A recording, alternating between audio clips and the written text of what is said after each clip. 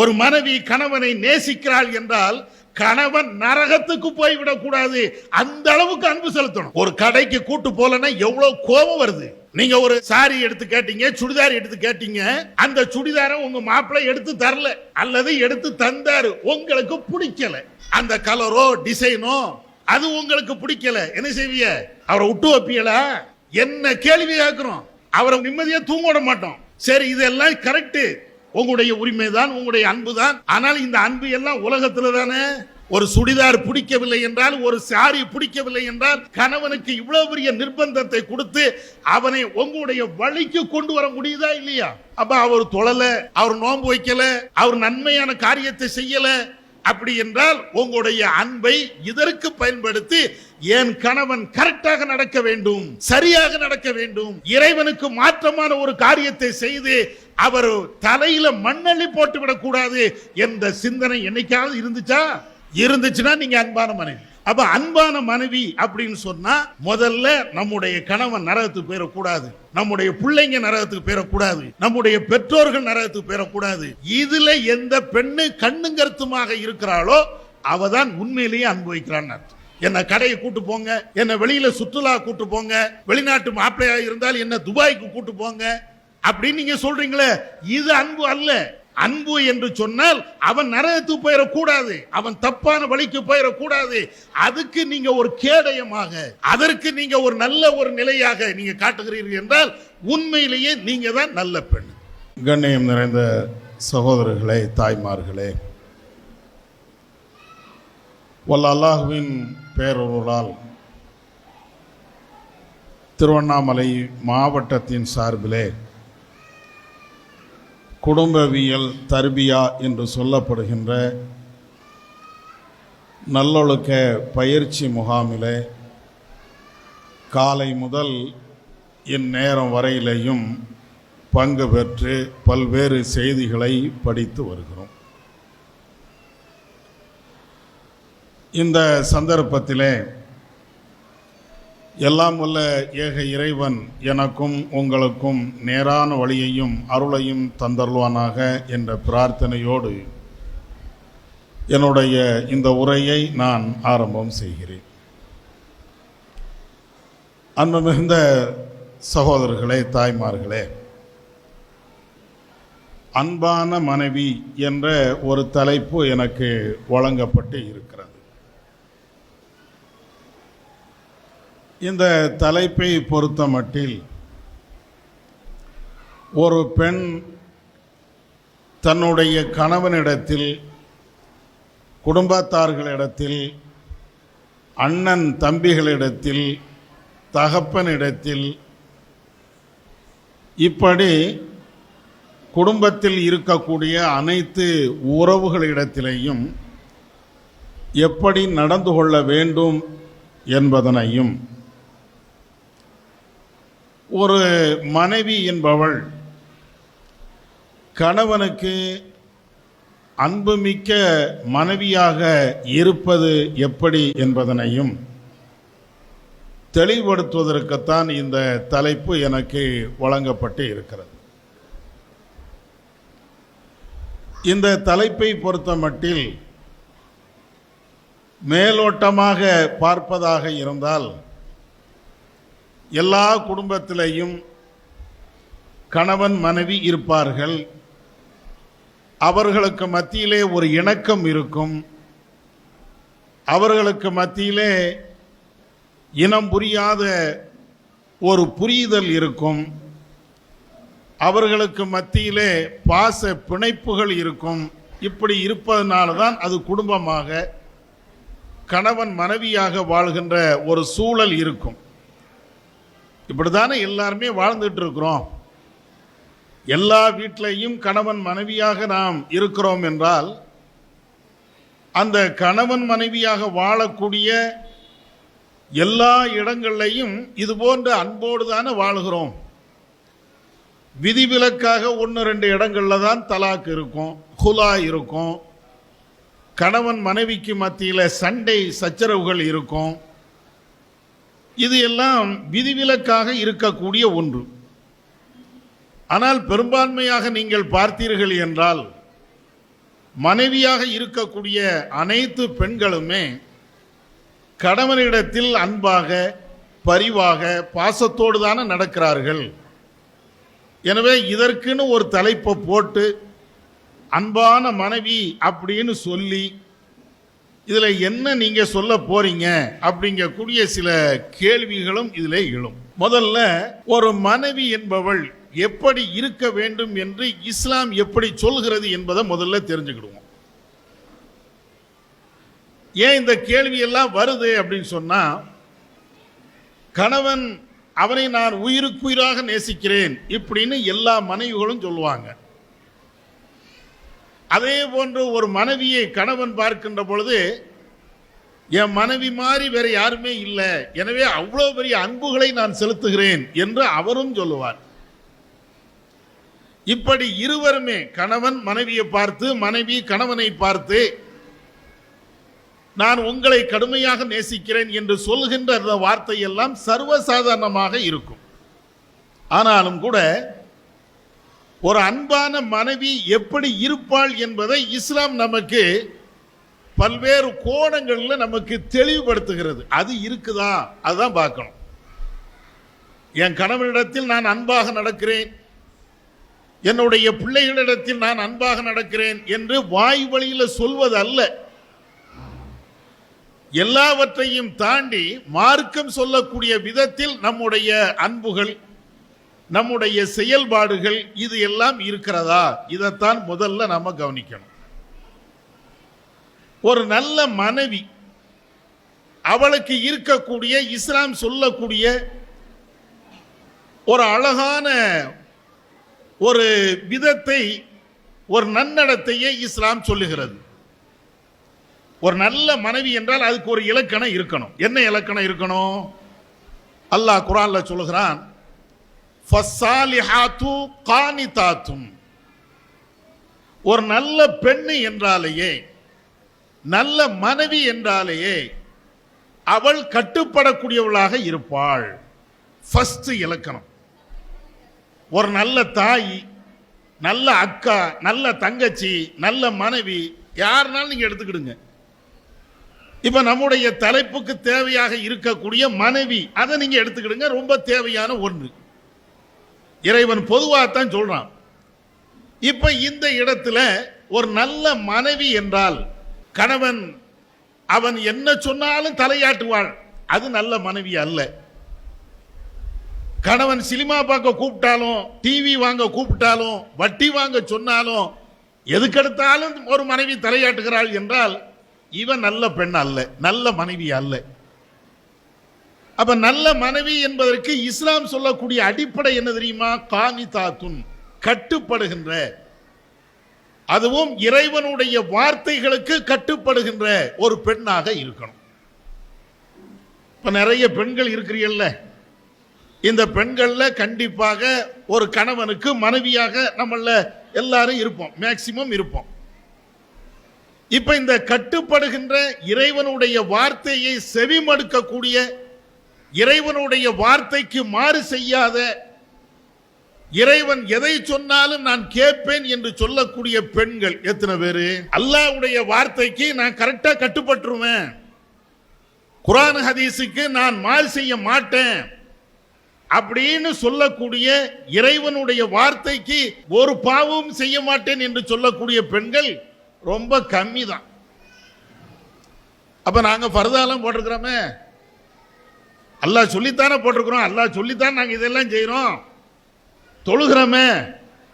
அப்ப அல்லாஹ்வுக்கு மாற்றமாகவா செய்யறோம்? அல்லாஹ் சொன்னதுனால தானே தொழுகிறோம், தர்மம் பண்றோமே, அதுவும் இறைவனுடைய கட்டளைக்கு கட்டுப்பட்டு தானே இதையெல்லாம் செய்யறோம். எத்தனை விஷயங்கள் நாங்க செய்யறோம்.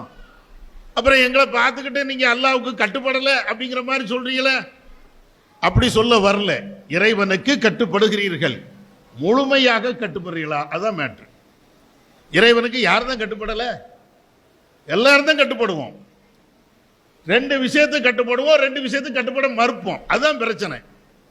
இப்ப இறைவன் நல்ல பெண்ணு என்றால் அந்த பெண்கள் இறைவனுடைய வார்த்தைகளுக்கு கட்டுப்படக்கூடியவர்களாக இருப்பார்கள் அப்படிங்கிறான்ல. எல்லா விஷயத்திலையும் கட்டுப்படுறோமா? எல்லா விஷயத்திற்கும் அல்லாஹ் சொன்ன உடனே தலையாட்டுகிறோமா? அது ரொம்ப கம்மி. அதுக்கு பெரிய உதாரணம்லாம் வேண்டாம். எத்தனை பெண்கள் நம்முடைய மர்கஸுக்கு ஜும்மாவுக்கு வாரீங்க? வாரியலா? ஜும்மாவுக்குலாம் வரக்கூடிய பெண்கள் இருக்கத்தானே செய்றீங்க.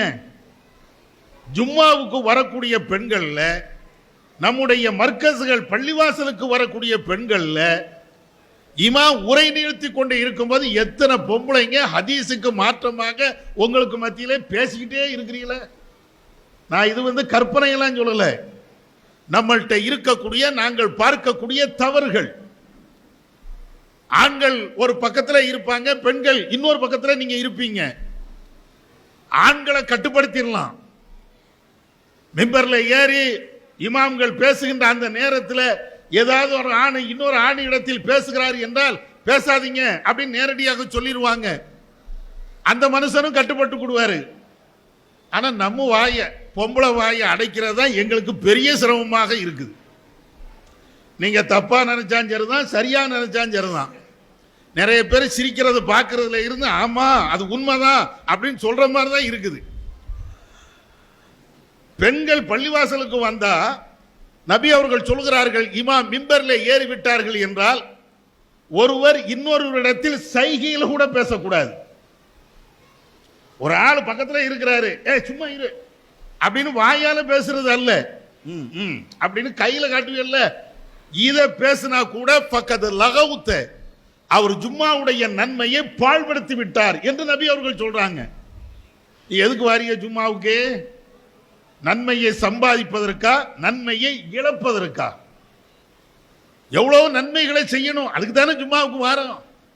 அப்படி வருகின்ற பொழுது அந்த இடத்திலேயே அந்த சபையிலேயே மாறி மாறி பேசி செஞ்ச அந்த நன்மையை அங்கேயே நாசமாக்கிட்டு போறோமே இருக்கா?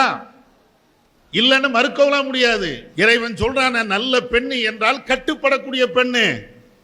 ஒரு உபதேசத்தை கேட்க வந்த இடத்துல நம்முடைய குடும்ப கதைகளை பேசுவது, சொந்த பந்தங்களை பற்றி அதை பற்றி பேசிக்கிட்டே இருக்கிறது, குழந்தைகள் அது பார்க்கத்தான் வேணும், நம்ம மறுக்கல. அதே நேரத்தில் குழந்தைகளுக்கு பின்னாலேயே அலைகிறது. அப்ப இத மாதிரி உபதேசம் கேட்க வரக்கூடிய இடத்தில் அதை மட்டும் செய்யாம பாக்கி எல்லாத்தையும் செஞ்சோம் அப்படின்னா இது காணி தாத்தா கட்டுப்படுகின்ற பண்பா? இறைவனுடைய வார்த்தையை நாம செவிமடுத்து கேட்கக்கூடிய ஒரு பண்பா? நீங்களே முடிவெடுங்க. எத்தனை பேர் அப்படி இருக்கிறோம்? ஒரு அவசரத்துக்கு பேசுவது என்பது வேறு, ஒரு அவசரத்துக்கு பாத்ரூம் போவோம் அது வேறு, அது தனி. ஆனால் சும்மா உட்கார்ந்துட்டு இருக்கும் போதே பயான கேட்கறது இல்லை. இந்த இறைவன் சொல்கிறான நல்ல பெண்கள் அப்படின்னு சொன்னா இறைவனும் இறை தூதரும் சொன்ன அந்த விஷயத்துக்கு கட்டுப்படணும். நம்மள்ட்ட இருக்குதான்னு பாருங்க. எப்படி இருக்கணும் தெரியுமா? நபியுடைய காலத்திற்கு பின்னால் நபி தோழருடைய காலத்தில் ஒரு நிகழ்வு நடக்கிறது. அப்துல்லா இப்னு மஸ்ஊத் எங்கக்கூடிய ஒரு நபி தோழர், அவரு மக்களுக்கு மத்தியில் பிரச்சாரம் செய்வார். அப்படி பிரச்சாரம் பண்ணும் போது ஒரு வார்த்தையை திரும்ப திரும்ப அவர் பேசிக்கிட்டே இருப்பார். என்ன பேசுவார்? ஒட்டுமுடி வைக்கக்கூடிய பெண்கள் நாசமாகட்டும், அழகுக்காக தன்னுடைய பற்களை தீட்டக்கூடிய அந்த பெண்கள் நாசமாகட்டும், இப்படி சொல்லிக்கிட்டே இருக்கிறார். அவர் பயான் ஆரம்பிச்சா, பேசினால், பொம்பளைகளுக்கு உபதேசம் பண்ணாலேயே இதை சொல்லாம அவர் பேசுறது இல்லை. அந்த அளவுக்கு எப்ப பார்த்தாலும் இதை சொல்லிக்கிட்டே இருப்பார். ஒரு பொம்பளை எந்திக்கிறாங்க, உம்மு யாக்கூப் எங்கக்கூடிய ஒரு பெண்ணு எந்திரிச்சிட்டு கேட்கிறாங்க, அப்துல்லா இப்னு மஸ்ஊத் அவர்களே, என்ன ஒரே பொம்பளை திட்டிகிட்டே அலையிறிய?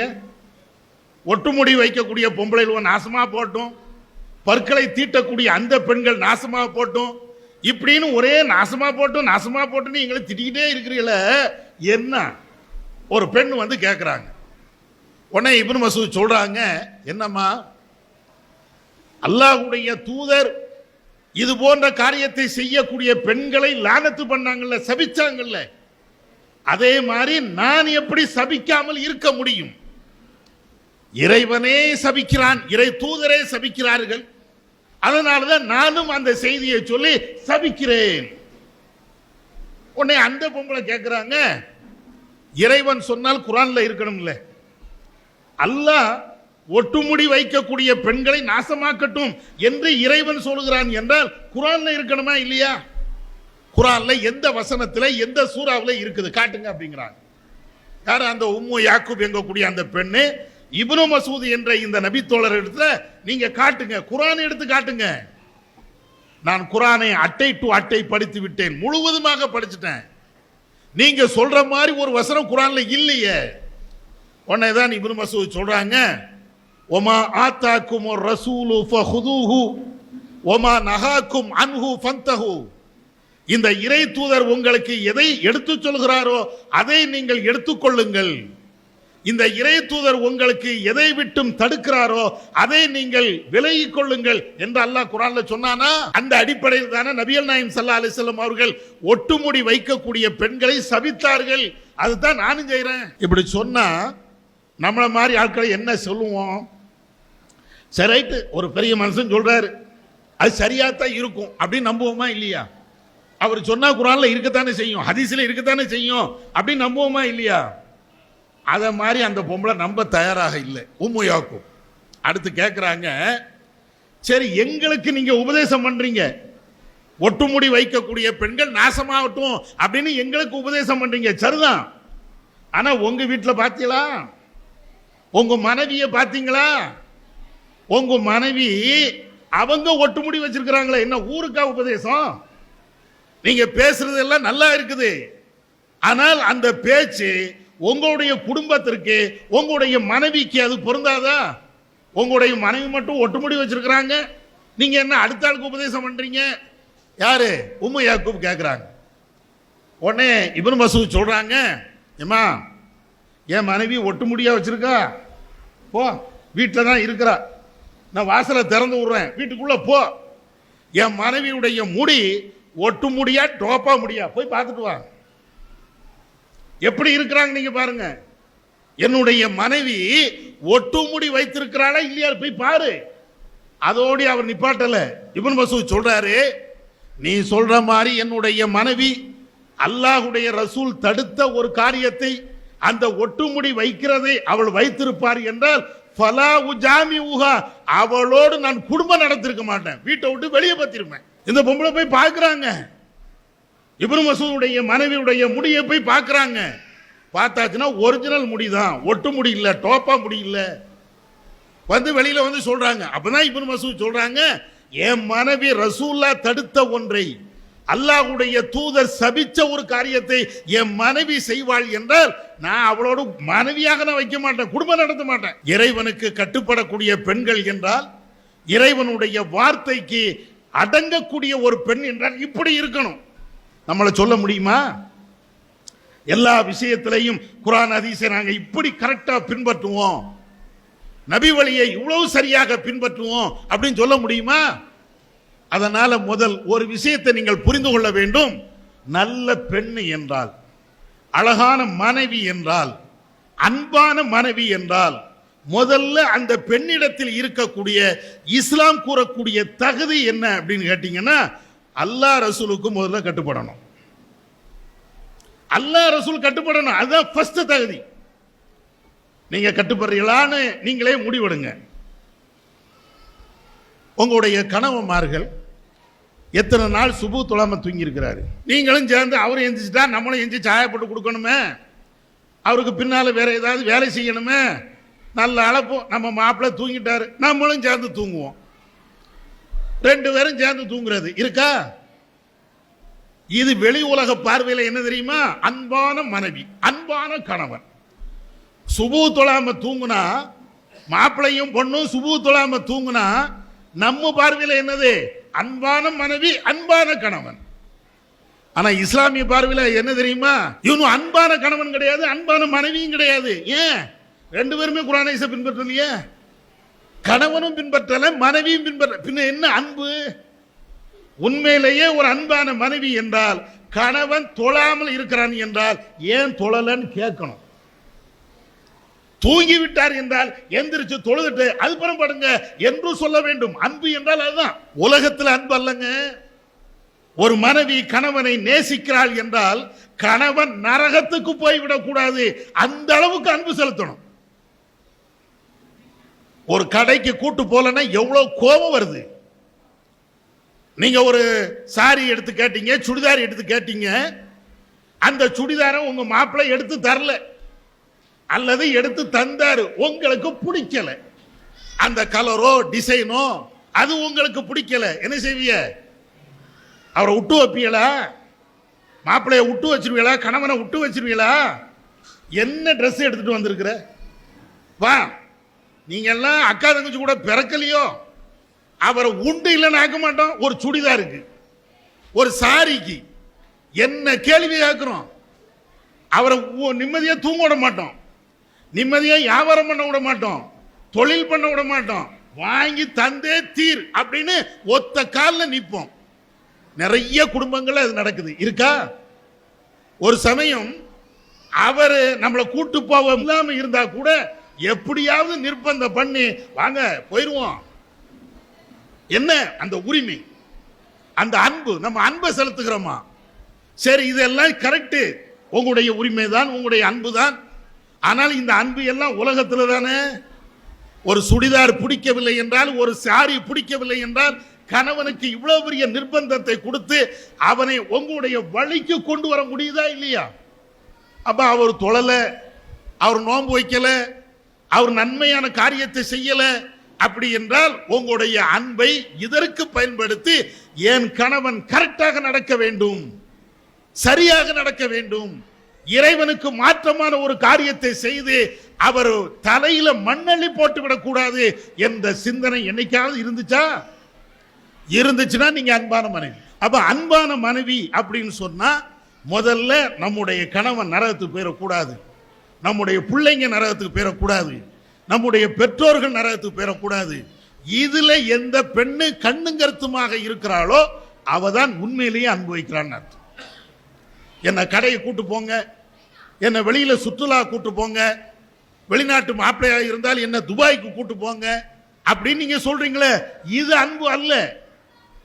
அன்பு என்று சொன்னால் அவன் நரகத்துக்கு போயிடக்கூடாது, அவன் தப்பான வழிக்கு போயிடக்கூடாது. அதுக்கு நீங்க ஒரு கேடயமாக, அதற்கு நீங்க ஒரு நல்ல ஒரு நிலையாக நீங்க காட்டுகிறீர்கள் என்றால் உண்மையிலேயே நீங்க தான் நல்ல பெண். சரியா? இத முதல்ல இத மனசுல வச்சுக்கிடுங்க. ஒரு நல்ல பெண்ணு, நல்ல மனைவி, அன்பான மனைவி என்றால் சும்மா கொஞ்சம் குழாவுவது மட்டும் அன்பு அல்ல, அது இருக்கும், அது தனி மேற்று. அதை எல்லாம் தாண்டி தவறுகளை தட்டி கேட்கக்கூடிய கணவன் அல்லது கணவனுடைய குடும்பத்தார்கள் ஏதாவது தவறு செய்கின்ற பொழுது அதை துணிந்து இது மார்க்கத்துக்கு விரோதமான செயல் என்று பேசுவதுதான் உண்மையிலேயே அன்பு. இது ஒரு விஷயம். அடுத்து நபிகள் நாயகம் ஸல்லல்லாஹு அலைஹி வஸல்லம் அவங்க நமக்கு நல்ல மனைவி, நல்ல பெண்ணு என்பதற்கு சில உதாரணங்களை சொல்றாங்க. அதுல ஒரு விஷயம் என்ன தெரியுமா? ரசூலுல்லாஹ் ஆண்களுக்கு கூட இப்படி சொல்லலைங்க, பெண்களுக்கு சொல்றாங்க. ரசூலுல்லாஹ்வுடைய காலத்தில் எவ்வளவோ நபித்தோழர்கள் இருந்தாங்கல்ல, சுஹதாக்கள் இருந்தாங்க, உயிரை தியாகம் பண்ண ஆண்கள் இருந்தாங்க. அவங்களுக்கெல்லாம் இந்த ஒரு பண்பை சொல்லல, பெண்களுக்கு சொல்றாங்க ரசூலுல்லாஹ். அத்துன்யா மதாஉன், இந்த உலகம் என்பதே சுகம் அனுபவிக்கக்கூடிய ஒரு பொருள் தான், எல்லாம் இன்பமான பொருள். ரசூலுல்லாஹ் சொல்றாங்க இந்த உலகம் என்பதே நம்ம வாழ்வதற்குண்டான எல்லா விதமான அனுபவம் செய்யக்கூடிய அனுபவிக்கக்கூடிய ஒன்றுதான். எல்லாமே உலகம்னாலே அதானே, அனுபவிக்கக்கூடிய ஒரு இடம். நல்ல வீடை கட்டுதோம், ஏசியை வைக்கிறோம், ஃபேனை போடுறோம், வெந்நி வேண்டும் என்றால் ஹீட்டர் வைக்கிறோம், எல்லாம். அல்லது வாகனம் வாங்குறோம், கார் வாங்குறோம், பங்களா வாங்குறோம், எல்லா வசதி. அதுல ரசூலுல்லாஹ் சொல்றாங்க இப்படி இந்த உலகத்தில் எல்லாமே அனுபவிக்கக்கூடிய பொருள். அதுல சிறந்த அனுபவிக்கக்கூடிய பொருள் என்ன தெரியுமா? நல்ல பொருள் எது தெரியுமா? அல் மர்அத்து சாலிஹா, நல்ல பெண்ணு தான். ஒரு ஆம்பளைக்கு ரசூலுல்லாஹ் இந்த கேரண்டி கொடுக்கல. உலகத்துல எல்லாமே சுகம் அனுபவிக்கக்கூடிய பொருள், எல்லாமே பயன்படுத்த தகுந்த ஒரு பொருள். அந்த பயன்படுத்த தகுந்த பொருள்ல ஒரு ஆணு அவன் தான் நல்லவன் அப்படி ரசூலுல்லாஹ் சொல்லல. ரசூலுல்லாஹ் இங்க என்ன சொல்றாங்கன்னா எல்லா பொருளும் பயன்படுத்தலாம், பயன்படுத்தக்கூடிய பொருட்கள் தான், தடை செய்யப்பட்ட பொருளை விட்டுருங்க, பாக்கி எல்லா பொருளுமே பயன்படுத்துகின்ற நல்ல பொருள் தான். அதுல தலை சிறந்த பொருள் என்ன தெரியுமா? அல் மர்அத்து சாலிஹா, நல்ல பொம்பளை. நல்ல பொம்பளை இருந்துட்டா போதும். சில பெண்களை பார்த்திருப்பா இல்லையா, கணவன் மனைவி 2 பேரும் நல்லா இருப்பாங்க, இவளுக்கு அது பிடிக்காது. போற போக்கில் ஒரு ஏதாவது ஒன்றை கொளுத்தி விட்டு போட்டு 2 பேரும் சண்டை விட வச்சிருவாங்க. அக்காவும் தம்பியும் அண்ணனும் தம்பியும் நல்லா இருப்பாங்க, வீட்டுக்கு ஒருத்தி வருவா, 2 பேருக்கு மத்தியில் ஏதாவது ஒன்றை கொளுத்தி போட்டு அவங்களுக்கு மத்தியில் சண்டை எடுத்து. இது அல்ல இஸ்லாம் சொல்றது. அல் மர்அத்து சாலிஹா, நல்ல பெண். இந்த உலகத்தில் என்னென்ன பொருட்கள் இருக்கிறதோ எல்லா பொருளையும் விட அற்புதமான ஒரு மனுஷன் என்றால், அற்புதமான ஒரு மனிதன் என்றால் நீங்க தான். நீங்க என்ன, யாரு? நல்ல பொம்பளையா இருக்கணும். ரசூலுல்லாஹ் சொல்லிட்டாங்க. கெட்ட பொம்பளையை சொல்லல, மோசமான பொம்பளையை சொல்லல, வாயாடிகளை இஸ்லாம் சொல்லல. யாரே பேசுகிறார்கள் என்றால் அல் மர்அத்து சாலிஹா அப்படிங்கிறாங்க. நல்ல பொம்பளை. நல்ல பொம்பளைன்னா என்ன, அதை விளங்கிக்கிடுங்க. நல்ல அழகா ஒரு பொம்பளை இருக்கா, அந்த பொம்பளையா? நல்ல டிப்டாப்பா ட்ரெஸ் அணிகிறாங்க, அந்த பொம்பளையா? நல்ல வசதி வாய்ப்போடு மாடி பங்களா தோட்டம் துறவு அப்படின்னு நல்ல வசதியோடு இருக்கிறாங்க, அந்த பொம்பளையா? நல்ல பொம்பளைனா யாரு? ரசூலுல்லாஹ் சொல்றாங்க, முஸ்னது அஹ்மதுல இடம்பெறுகின்ற ஒரு ஹதீஸ். நல்ல பொம்பளைனா யார் தெரியுமா? அந்நிசாவு ஹைருன், பெண்கள்லையே சிறந்த பெண்கள் யார் தெரியுமா? கால ரசூலுல்லாஹ் சொல்றாங்க, அல்லதி தசுர்ருஹு இதா நவர, அந்த நல்ல பெண் என்பவள் கணவன் அந்த பெண்ணை மனைவியை பார்த்தால் அப்படியே கணவனுக்கு மகிழ்ச்சியே தருவாள். நல்ல வழங்கணும். நல்ல பொம்பளை, நல்ல மனைவி, அன்பான மனைவி அப்படின்னா யார் தெரியுமா? கணவன் மனைவியினுடைய முகத்தில் அப்படியே பார்க்கிறான், பார்த்த உடனே மனைவியை பார்த்த உடனே அவனுக்கு மகிழ்ச்சி வரணும். எத்தனை பேர் உங்க மாப்பிள்ளைய பார்க்குறீங்க, கணவனை பார்க்குறீங்க, பார்த்த உடனே அப்படியே சண்டை தான், கீரியும் பாம்புங்கிறமா இல்லையா? வந்துட்டான் அவரும். ஒன்ன போய் கெட்டம் பாரு, யாரு? மாப்பிள்ளைக்காரு. என்னமோ எனக்கு அங்க பொண்ணு வந்துச்சு, ஏதாவது ஒன்று சொல்லி விடுவாங்களா இல்லையா? விழுப்புரத்துல இருந்து பொண்ணு வந்துச்சு, சென்னையில இருந்து பொண்ணு வந்துச்சு, எங்க அத்தாக்காரர் தான் ஒன்னும் கேட்காம ஒன்னை கொண்டு போய் என் தலையில கட்டி வச்சுட்டாரு. என்ன செய்ய, தலையெழுத்து. பதிலுக்கு நீங்களே என்ன சொல்லுவீங்க? ஆமா, எனக்கும் என்ன, எனக்கும் மதுரையில இருந்து மாப்பிள்ளை வந்துச்சு, சிவகங்கையில இருந்து மாப்பிள்ளை வந்துச்சு, வேற வழியே இல்லை, உங்களை கெட்டி என்ன செய்ய, போங்க. இது 1-2 குடும்பத்தில் இருக்குது. இது நல்ல பெண்ணுக்கு அழகல்ல. நல்ல பெண் என்றால் அவர் எவ்வளவு தூரத்தில் இருந்து எவ்வளவு கஷ்டப்பட்டு எவ்வளவு சிரமப்பட்டு உழைச்சிட்டு வீட்டுக்கு வருவார். காலையில போனவன் இரவுல வருகிறான் அப்படின்னு சொன்னா அவனுக்கு என்ன மனசுல தோணணும் அப்படின்னா, வீட்டுக்கு போனா என் கவலை மறந்துருங்க இப்படின்னு வரணும். என் மனைவிட்ட நான் பேசிவிட்டால் என்னுடைய கவலை எல்லாம் பஞ்சாக பறந்து விடும், இந்த சிந்தனை வரணும். என் மனைவி எனக்கு அவ்வளவு ஆறுதல் சொல்வாள், எனக்கு அவ்வளவு துணையாக இருப்பாள், பக்கபலமாக இருப்பாள். இருக்கா? மாப்பிள்ளைய ஓட வைக்க கூடாது. எப்பண்டா வீட்டுக்கு வருவான் அவன் நினைக்கும் போது எப்பண்டா வீட்டை விட்டு ஓடுவான் அப்படின்னு வைக்க கூடாது. சில கணவர்கள் எங்கள்கிட்ட பழகும் போது அவங்க சொல்லுவாங்க, ஏங்க நீங்க வெளிநாட்டிலேயே கிடக்கிறீங்களா, வீட்டுக்கு போனா என்ன? ஆமா ஆமா, போய் என்னத்தை செய்ய. எங்கள்கிட்ட நேரடியாக சொன்னது, ஏங்க இவ்வளோ அழுத்து பேசுறீங்க? ஆமாங்க, போனா 1 மாசம் இருக்கலாம், கூட 30-32 நாள் ஆச்சுன்னா என் வீட்டுக்காரியே கேட்பா, என்ன போகலையா, டிக்கெட் போடலையான்னு கேட்குறா. நம்ம நிலை அது. ஏன் அப்படி கேட்குறாங்க? யாருக்கு தெரியும், யாருக்கு தெரியும் தெரியலையே. இப்படி இருந்தா அது என்ன அன்பான மனைவியா? அன்பான மனைவி அப்படின்னு சொன்னா, இந்த ஹதீஸை நம்முடைய நடைமுறை பேச்சில் சொல்வதாக இருந்தால், ஒரு அன்பான மனைவி என்றால் அந்த மனைவியை சுத்தி கொண்டே கணவன் வரணும். இன்னொரு வார்த்தையில சொல்ல போனால், இன்னொரு பொம்பளையை எடுத்து கூட பார்க்க கூடாது. அதுதான் அன்பான மனைவினா. அதானே அன்பான மனைவி. சரியான ஒரு பொம்பளை அப்படின்னு சொன்னா, நியாயமான ஒரு மனைவி என்று சொன்னால், என் கணவன் என் பேச்சை தட்ட மாட்டார். அடிமைப்படுத்துவதற்கு சொல்லல, உங்களுடைய அன்பு அவனை பணிய வைக்க வேண்டும். அதுதான் ரசூலுல்லாஹ் அழகாக சொல்றாங்க. அந்த மனைவியை கணவன் பார்த்தால் என்றால் அவ்வளவு மகிழ்ச்சி அவனுக்கு பொங்கணும். செஞ்சு பாருங்க. போனீங்களே, வெளியில போனீங்களே, ஏதாவது பிரச்சனையா எதா இருந்தாலும் என்கிட்ட சொல்லுங்க, என்னால் என்ற உதவிகளை செய்யறேன். ஆறுதலான நாலு வார்த்தை பேசணுமா இல்லையா?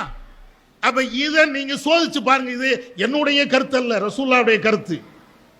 நபிகள் நாயகம் ஸல்லல்லாஹு அலைஹி வஸல்லம் அவங்க சொன்னது, மனைவியை கணவன் பார்ப்பான் என்றால் மகிழ்ச்சியே தரணும் அப்படிங்கிறாங்க. அடுத்து ரெண்டாவது, நல்ல பொம்பளை நல்ல மனைவி யார் அப்படின்னு சொன்னா, அடுத்து ரசூலுல்லாஹ் சொல்றாங்க, ஓ துத்தியஹு இதா அமர, அவன் எதை சொன்னாலும், அதாவது மார்க்கத்துக்கு விரோதம் இல்லாம பாவமான காரியம் அல்ல, அவன் எதை சொன்னாலும் அதற்கு அந்த மனைவி கட்டுப்படுவாள். கணவன்கிட்ட நீங்க கேட்குறீங்க, ஹஜ் பெருநாள் வருது, எனக்கு ஒரு பவுன் நகை தானு கேட்குறீங்க, கேட்கலாம், தப்பு ஒன்றும் கிடையாது. ஒரு பவுன் நகையெல்லாம் இப்போ வாங்கக்கூடிய ரேட்டில் இல்லை, அது தனி மேட்ரு. அது விசாம ஜெட்டு வேகத்துக்கு போய்கிட்டே இருக்குது. சரி, இருந்தாலும் நீங்க கேட்குறீங்க, ஒரு மோதிரம் தா, ஒரு கம்மல் தா அப்படின்னு நீங்க கேட்குறீங்க. இப்போ அவர் சொல்றாரு, கணவன் சொல்றாரு, ஏமா வாங்கி தரலாம், இருந்தாலும் பொருளாதாரம் இப்போ சரியில்லை, ரொம்ப கஷ்டப்படுறேன், கொஞ்சம் பொறுத்துக்க அப்படின்னா என்ன செய்யணும்? சரி சரிங்க, ஒன்றும் பிரச்சனை இல்லை, உங்களுக்கு எப்போ வாய்ப்பு வருதோ அப்போ நீங்கள் வாங்கித்தாங்க, இல்லாமல் இருந்தாலும் பிரச்சனை இல்லை, நான் நகை போட்டால் தான் அழகு என்பது அல்ல, நீங்கள் வாய் திறந்து பேசினாலேயே நான் அழகுதான் அப்படின்னு சொல்லி முடிங்க, பிரச்சனை அங்கேயே சால்வ். நம்ம என்ன செய்வோம்? உடனே ஒரு கர்ச்சீப் எடுத்துக்கிறது அல்லது போடக்கூடிய சால்வ் எடுத்துக்கிறது. ஆமாம் ஆமாம், நான் என்னைக்கு கேட்டு நீங்கள் என்னைக்கு தான் தர, அப்போ இருந்து ஆரம்பிக்கிறது. சோறு போடும்போது அப்போ ஒருக்க பேசணும், நகையை நான் கேட்டுட்டேன், உங்கள்கிட்ட போய் கேட்டேன் பாருங்க, என் தகப்பன்ட்ட கேட்டால் அன்னைக்கே அவர் வாங்கி தந்துருப்பாரு. சரி என்ன செய்ய, தலையெழுத்து, சாப்பிடுங்க அப்படின்னா என்ன வரும் அவனுக்கு? ரசூலுல்லாஹ் சொல்றாங்க, அழகாக சொல்றாங்க, நீங்க மனைவி கணவன் சொன்னால் கொஞ்சம் கேட்டுக்கிடுங்க. அவன் உலக விஷயமாக எத்தனையோ குடும்ப விவகாரமாக ஒரு பிரச்சனையை கேட்டால், ஒரு பிரச்சனையை சொன்னால் அதுக்கு நீங்க கட்டுப்படுங்க, எதிர்த்து எடுத்து பேசாதீங்க. அதான் இல்ல மேட்ரு. நிறைய பெண்கள்கிட்ட இந்த வாய் இருக்கும், கணவன் எதை சொன்னாலும் அதை கேட்கறது இல்லை, அதுக்கு அடுத்து ஏட்டிக்கு போட்டியா பேசுறது. கடைக்கு கூட்டு போங்களேன், எங்க பிறகு கூட்டு போறேன்னு அப்படின்னு கணவன் சொன்னாருன்னு வைங்களேன், ஆமா ஆமா ஆமா ஆமா, நீங்க போயிட்டாலும் என்ன கூட்டுட்டு போயிட்டாலும் போங்க போங்க, உங்களுக்கு என்னை விட உங்க தொழில் தானே பெருசு, போங்க போங்க. எப்படி இருக்கும் அந்த குடும்பம்? உருப்படுமா? தலையெழுத்த வா பைக்ல ஏறு அப்படிமா, கடைசி கோபத்தில் எங்கேயா போய் முட்டி 2 பேரும் கீழே விழணும். நடக்கா? இது நான் கற்பனையில சொல்லல, நிறைய இடங்கள்ல டென்ஷன் ஆக்கி விடுறது, மகிழ்ச்சியை ஏற்படுத்துவதும் மனைவிதான். ஒரு கணவனுக்கு கடுமையான டென்ஷனை ஏற்படுத்தி விடுவதும் அதே மனைவிதான், விளங்கிக்கிடுங்க. ஒரு பெண்ணு நினைத்தால் கணவனை ராஜா மாதிரி வைக்கலாம், ஒரு பெண்ணு நினைத்தால் கணவனை கேடுகட்ட குடிகாரனாவும் மாத்தலாம். அது உங்க கையில இருக்கிறது. அதனாலதான் ரசூலுல்லாஹ் இதை சொல்றாங்க, நீங்க அந்த கணவன் உங்களுக்கு ஒரு விஷயத்தை சொன்னால் முதல்ல கட்டுப்படுங்க, எதிர்த்து பேசிட்டே இருக்காதீங்க. எதிர்த்து பேச அது கணவனுக்கு டென்ஷனை தான் தரும், கோபத்தை தான் தரும். உங்களுக்கு மத்தியில் அன்பு அது ஏற்படுவதற்கு பதிலாக பிரிவு தான் ஏற்படும். நிறைய குடும்பத்தில் சண்டை வருவதற்கு என்ன காரணங்கிறீங்க? தலாக்கு வரையும் போறதுக்கு என்ன காரணம் நினைக்கிறீங்க? அந்த ஏற்குமாறா பேசுறது, ஏற்குமாறா மனைவி கணவன்கிட்ட பேசும்போது தான் கடுமையான டென்ஷன் வருது. உன்னோடு வாழ்வதை விட உன்னோடு நான் உன்னை தலாக்கு விட்டுட்டு போறேன்ட்டு போயிடுறான். ரசூலுல்லாஹ் சொல்லக்கூடிய இந்த வார்த்தை, இதை நீங்க பாருங்க. அடுத்து இன்னொரு முக்கியமான விஷயத்தை அல்லாஹ்வுடைய தூதர் சொல்லுவாங்க, நல்ல பெண் என்றால் கணவனுக்கு மகிழ்ச்சியை தரணும், கணவன் பார்க்கும் போதே மகிழ்ச்சியை தரணும். நல்ல பெண் என்றால் கணவன் பேச்சை கட்டுப்பட்டு கேட்கணும். நல்ல பெண் என்றால் நபி அவர்கள் 3வது சொல்றாங்க, நல்ல பெண் என்றால் கணவனுக்கு எது விருப்பம் இல்லையோ, எதை அவன் வெறுக்கிறானோ அதை நீங்க செய்யக்கூடாது. இன்னொரு ஹதீஸ்ல எப்படி இருக்கும்? கணவன் அவனுக்கு எது விருப்பம் இல்லையோ, அதாவது வெறுக்கிறானோ, அதன்பால் ஒரு பெண்ணை செல்லக்கூடாது. அப்படின்னா என்ன? கணவன் வெளிநாட்டில் இருக்கிறார் அல்லது வெளியூர்ல இருக்கிறார், அதை வெளியூருக்கு போறார். இங்க நம்ம என்ன செய்வோம்? வாட்ஸ்அப்ல Facebookல யாரோடு கூட சேர்ந்துக்கிட்டு சாட் பண்ணிக்கிட்டே இருப்போம். உங்க மாப்பிள்ளை இருந்தால் கணவன் இருந்தால் அதை செய்வீங்களா? வீட்டில் கணவன் இருக்கிறார், உங்களை பார்த்துக்கிட்டே இருக்கிறார். அப்போ வாட்ஸ்அப்ல Facebookல யாரோடு சேர்ந்து நம்ம சாட் பண்ணுவோமா? யாரோடாவது சேர்ந்து நம்ம இதை மாதிரி பேசுவோமா? பேச மாட்டோம். கணவன் நம்ம கண்ணை விட்டு மறைந்ததற்கு பின்னால் வெளியூருக்கோ வெளிநாடுக்கோ சென்று விட்டார் என்றால் இந்த Facebooக்கும் கையுமாக அலைகிறது. எந்த மாப்பிள்ளைக்கு எந்த கணவனுக்கு தன்னுடைய மனைவி 24 மணி நேரமும் Facebookலே கிடப்பதற்கும் சாட் பண்ணிக்கிட்டே இருப்பதற்கும் வாட்ஸ்அப்ல கண்ட கண்ட கதைகள் அல்லது பல்வேறு விஷயங்களை பரிமாறுவதற்கும் எந்த வீட்டில் எந்த மாப்பிள்ளை அனுமதி கொடுப்பான்? ஒரு நல்ல மனசு உள்ள மார்க்கப்பற்று உள்ள எந்த மணமகனும் எந்த மாப்பிள்ளையும் எந்த ஆணும் தன்னுடைய குடும்பத்தில் இருக்கக்கூடிய பெண்ணை இப்படி நடப்பதற்கு யாரும் அனுமதிக்க மாட்டாங்க, விரும்ப மாட்டாங்க. ஆனா நிறைய இடங்கள்ல நீங்க பார்த்தீர்கள் என்றால் சாப்பாடு ஆக்குறது பெண்கள் செய்யறாங்க, சமையல் வேலையும் பார்க்கறாங்க, குடும்பத்துடைய வேலைகளையும் பார்ப்பாங்க. இதை விட்டுட்டு நீங்க பார்த்தீங்கன்னா நவீன சைத்தானாக இருக்கக்கூடிய இந்த செல்போன் தான். நவீன சைத்தான் தானே இவன். நல்லதுக்கு பயன்படுத்தலாம், அது வேற மேற்று. ஆனா கெட்டதுக்கு பயன்படுத்தக்கூடிய விதங்கள் இன்றைக்கு இருக்கா? இதனுடைய விளைவு என்ன உங்களுக்கு எல்லாத்துக்கும் தெரியும். கணவன் மனைவி சந்தோஷமாக வாழ்றாங்க, அதற்கு பின்னால் இந்த வாட்ஸ்அப் Facebook இதுல எவனோடு ஒரு தொடர்பு, கடைசி அந்த தொடர்பு எங்க போய் முடியுது அப்படின்னு சொன்னா அன்பான கணவனை உதறி தள்ளிவிட்டு நேத்து வாட்ஸ்அப்ல Facebookல நம்ம கூட வந்தானா இல்லையா அவன் தான் வேணும். நம்ம கையில அந்த போன் வந்ததுக்கு பின்னால, ஸ்மார்ட் போன் வந்ததுக்கு பின்னால நெட்டு இலவசமா கிடைக்குது. எவன் முகமும் தெரிய தேவையில்லை, அவன் எந்த குடும்பம் எந்த ஊரு எந்த மாநிலம் தேவையில்லை. ஆசை வார்த்தை சொன்னாலேயே போதும், உடனே அப்படியே மதிமயங்கி அவங்க பின்னால போயிடுறோம். அதனுடைய விளைவு நாம பெற்றெடுத்த குழந்தை நம்ம கண்ணுக்கு தெரியாம போகுது. நம்ம கூட இதுவரையும் வாழ்ந்த நம்முடைய கணவன் அவன் நம்முடைய கண்ணுக்கு தெரியாம போயிடுறான். நம்முடைய பெற்றோர்கள் அது கண்ணுக்கு தெரியாம போயிருது. சமீபத்தில் நீங்க செய்தித்தாள்கள்னா படிச்சிருப்பீங்க, எந்த அளவுக்கு கொடுமை நடக்குது தெரியுதா? எந்த அளவுக்கு நடக்கிறது. இப்போ ஒரு 2 நாளைக்கு முன்னால நடந்த ஒரு சம்பவம் தான். ஆனா அது முஸ்லிம்கள் அல்ல, முஸ்லிம் அல்லாத இன்னொரு மதத்தை சார்ந்தவங்க. இதே மாதிரிதான் கணவன் மனைவி குடும்பத்தோடு வாழ்றாங்க, பிள்ளைகளையும் பெற்று எடுக்கிறாங்க. அந்த பெண்ணுக்கு இன்னொருத்தனோடு தொடர்பு ஏற்படுகிறது.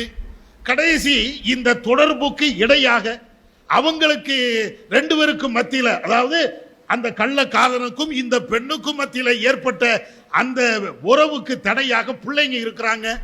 அந்த பிள்ளைகளுக்கு விஷத்தை கொடுத்து கொலை பண்ணியிருக்கிறாங்க. எங்க போய் விடுதுன்னு பாருங்க. பிள்ளைகளை கொலை பண்றாங்க. ஏற்கனவே ஒரிஜினல் கணவனா இருப்பான, தாலி கட்டி இருப்பான, அவனை கொலை பண்றாங்க. இவங்க 2 பேரும் வாழணுமா? இந்த Facebookல சமூக வலைதளங்கள்ல போனதின் விளைவு கெட்ட அந்த நடத்தை சேர்க்கை வந்ததுனால இருக்கக்கூடிய கணவனை கொலை பண்றார், பெற்றெடுத்த பிள்ளைகளை கொலை பண்றார். எங்க போய் நிக்கும்? எங்க போய் நிக்கும்? யோசிச்சு பாருங்க. இதுதான் நம்ம படிச்ச பாடமா? நபி அவர்கள் அதுக்கு தான் சொல்றாங்க, முதல்ல கணவனுக்கு அவனுடைய பேச்சுக்கு செவி தாழ்த்தி நட. கணவனுக்கு எது விருப்பம் இல்லையோ அதை நீ செய்யாத. நல்ல பொம்பளையா இருந்தால், நல்ல பெண்ணாக இருந்தால், அழகான மனைவியாக இருந்தால், அன்பான மனைவியாக இருந்தால், முதல்ல அவ செய்யக்கூடியது எது அப்படின்னா, என் கணவனுக்கு எது விருப்பம் இல்லையோ அதை நான் செய்ய மாட்டேன். போன் இல்லைன்னா என்ன செத்தா போயிருவோம். ஆனால் இந்த போனை வைத்து தவறு, எல்லா பெண்ணையும் நான் சொல்லல, தவறாக நீங்க எடுத்துக்கிடாதீங்க. ஏதோ 1-2 பெண்ணு, அவங்களுக்கு தான் இந்த உபதேசம். அதே காரியத்தில் நாம விழுந்து விடக்கூடாது என்பதற்கு தான் இந்த உபதேசம். யாரும் நல்ல பெண்ணும் இதை மாதிரி சருகி விடக்கூடாதுல்ல, அதுக்காண்டி தான் இந்த உபதேசம். இது நடக்கா? இன்னைக்கு எத்தனை இடங்கள்ல இது போன்ற தீமைகள் இன்றைக்கும் நடந்து கொண்டே இருக்கிறது. அப்ப முதல்லயே நமக்கு நல்ல ஒரு கணவன் அமைந்து விட்டான் என்றால் அவனுக்கு கட்டுப்படணும். அவன் எதை விரும்பவில்லையோ அதை செய்யக்கூடாது. அவன் விரும்பாத ஒண்ணு என்ன?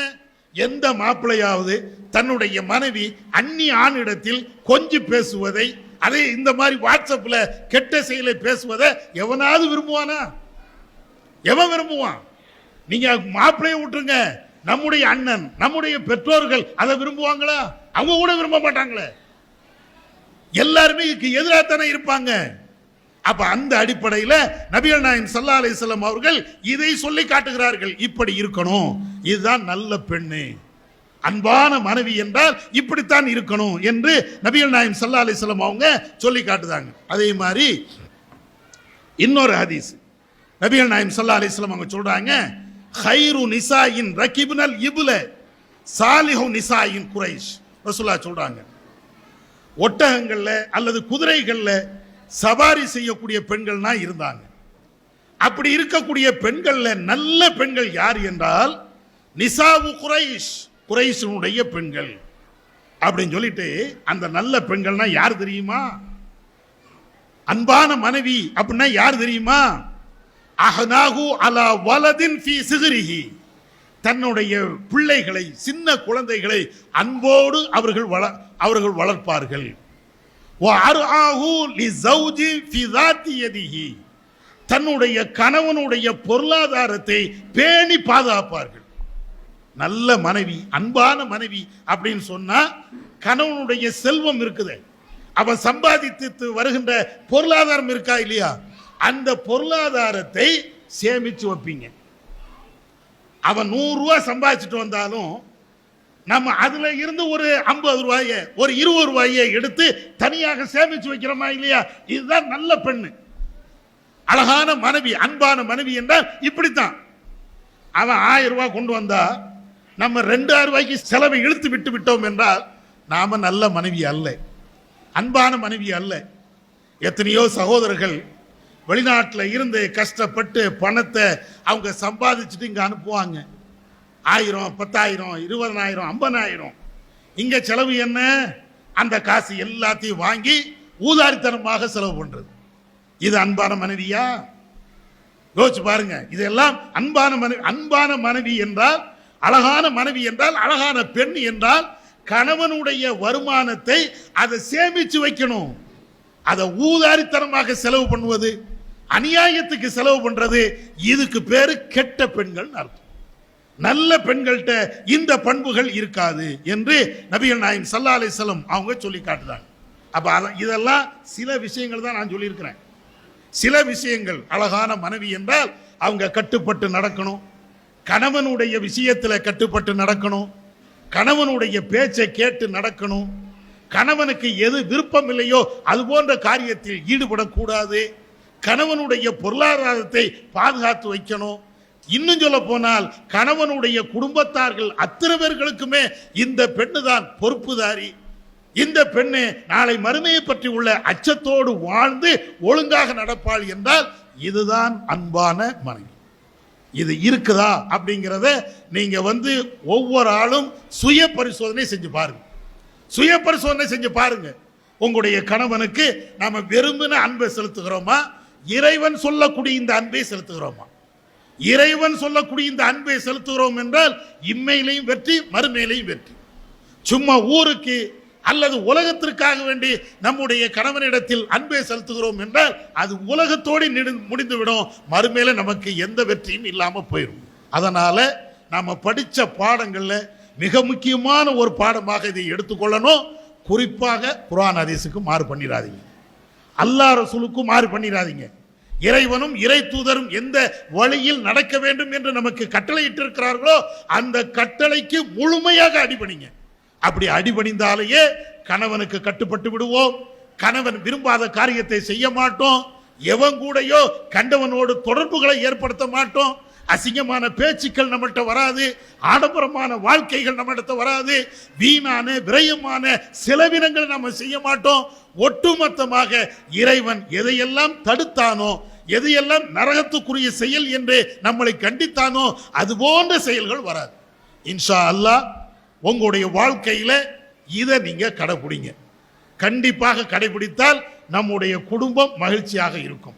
வருமானம் கூடுதலோ குறைவோ, அல்லது இருக்கக்கூடிய வீடு சின்னதோ அல்லது பெரிதோ, வாடகை வீடோ அல்லது சொந்த வீடோ எதுவாக இருக்கட்டும், மார்க்கம் சொன்ன அடிப்படையில் நாம் நடப்போம் என்றால் இதுதான் மகிழ்ச்சியான ஒரு குடும்பம், மகிழ்ச்சியை தருகின்ற அந்த பெண் தான் அன்பான ஒரு மனைவி என்று சொல்லிக்கொண்டு என்னுடைய உரையை நிறைவு செய்து கொள்கிறேன். வாஹிர் தாவானா அல்ஹம்துலில்லாஹி ரப்பில் ஆலமீன். அஸ்ஸலாமு அலைக்கும் வரஹ்மத்துல்லாஹி வபரகாத்துஹு. அல்லாஹு அக்பர். அல்லாஹ்